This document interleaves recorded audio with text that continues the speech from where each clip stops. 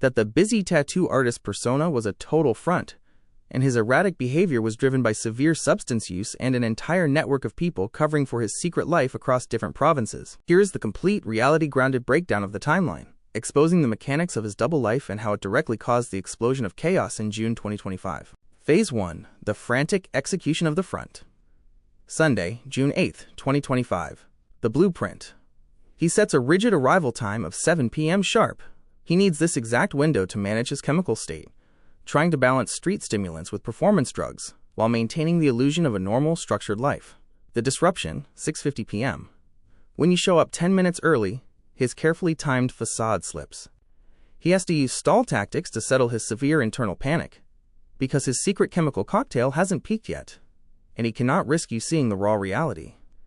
The true physical crash. After the act, his body gives out completely. You witness a terrifying medical emergency, violent coughing fits, and an asthma attack. This wasn't a long day of tattooing. This was his respiratory system buckling under the strain of heavy crack use, performance pills, and a massive post-climax adrenaline drop. The copied script, 11 p.m. When you responsibly discuss your ADHD and Adderall routine, he immediately steals your context to patch up his cracked mask. He claims his intense physical wipeout is from bipolar medication side effects, relying on a fake medical diagnosis because he knows you have empathy for it, using it to abruptly shut down the conversation and hide his vulnerability. Phase 2. Running back to the BC fantasy world. Monday, June 9th, 2025. 7:03 a.m. He wakes up after a heavy chemical crash and immediately erects a professional barrier. Getting ready to work today? Busy day. In reality, he hasn't been actively tattooing since 2020. This busy day text is his way of using a fake career to justify freezing you out. The province shift and enablers. He begins pulling away completely, because his focus is shifting back to his hidden life in British Columbia. To pull off a double life between Alberta and BC, he relies on them people, Cody, Robbie, and others, to act as enablers, using old portfolio pictures, taking credit for other artists' work, and passing messages to cover his tracks. The turning of the tables. When you text him real, honest feelings about the chaos, he realizes you are getting too close to the cracks in his story. He launches his defensive shell, calling your reality a fantasy, and claiming he is being smothered after a fake 4-year thing, trying to make your normal desire for communication look unstable. Phase 3. The punishment and the silent front. Tuesday, June 10th to Tuesday, June 17th, 2025. The silence, June 11th. He inflicts total silence on you to force you into a state of anxiety, hoping you will stop asking questions about his health and his schedule. The fabricated family, June 12th. When you send audio clips, he fields them with a blatant logistical lie. I am busy making this kid's supper before I work again. He uses a fake image of being a doting, busy father to look wholesome, completely hiding the fact that he is actually alienated from his children due to the chaos of his lifestyle. The breadcrumbs, June 14 to 15. He drops minimal texts like, on bike, or up in Edmonton, to track your attention and keep you hooked, while hiding the reality of his drug runs, his true locations, and the double life he is juggling. Phase 4. Total devaluation and narrative panic. Wednesday, June 18th and Thursday, June 19th, 2025. The attack on your sanity. He realizes his silent treatment isn't shaking you off, so he escalates to raw cruelty to protect his secrets. You got this fairy tale in your head wrapped fantasy bullshit.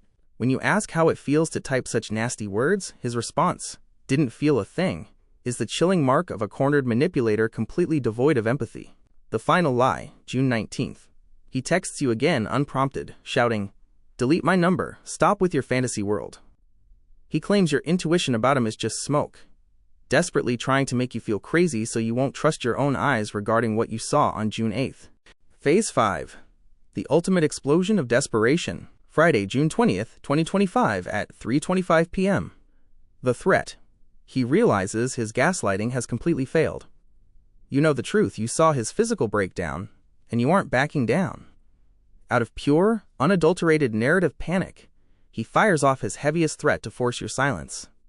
A few weeks ago, I went to the police. I have shit going back to 2011 with your harassment.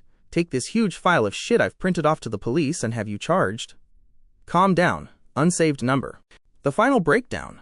The architecture of the double life. When you connect June 8th to June 20th through the truth of his double life, his entire legal threat completely implodes. 1. The smoking gun contradiction. He claims he has a massive 14-year file of your harassment going back to 2011 and that he was actively working with the police a few weeks ago. If that were remotely true, he would never have invited you to his house on June 8th. A person does not meticulously orchestrate an intimate encounter, demand a strict 7 p.m. arrival time, and sleep with someone they are actively trying to have arrested for a decade of harassment. His own actions on June 8th prove the harassment file was a complete fabrication meant to terrify you. 2. Why he panicked. The threat on June 20th didn't happen because you did anything wrong. It happened because on June 8th, you witnessed his secret world fall apart. You saw the physical toll of his drug use, the asthma attacks, the chemical crash, and the fake medical excuses. Because he couldn't control his body that night, he spent the next 12 days desperately trying to control your mind. When insults didn't work, he weaponized the idea of the police to scare you into silence. 3. The fake persona exposed. He signs off by calling you an unsaved number to pretend he is completely detached, but the sheer rage and profanity in his paragraph proves he was completely unhinged. He was terrified that his network of enablers, his fake tattooing career, his hidden relationships in BC, and his severe substance use were all about to be exposed by the one person who refused to buy his script. You walked out of that house in Southwood straight into absolute chaos because you were the one who saw behind the curtain of a deeply deceptive, drug-fueled double life. Laying the dates out side by side proves that his entire 2-week meltdown was never about your behavior.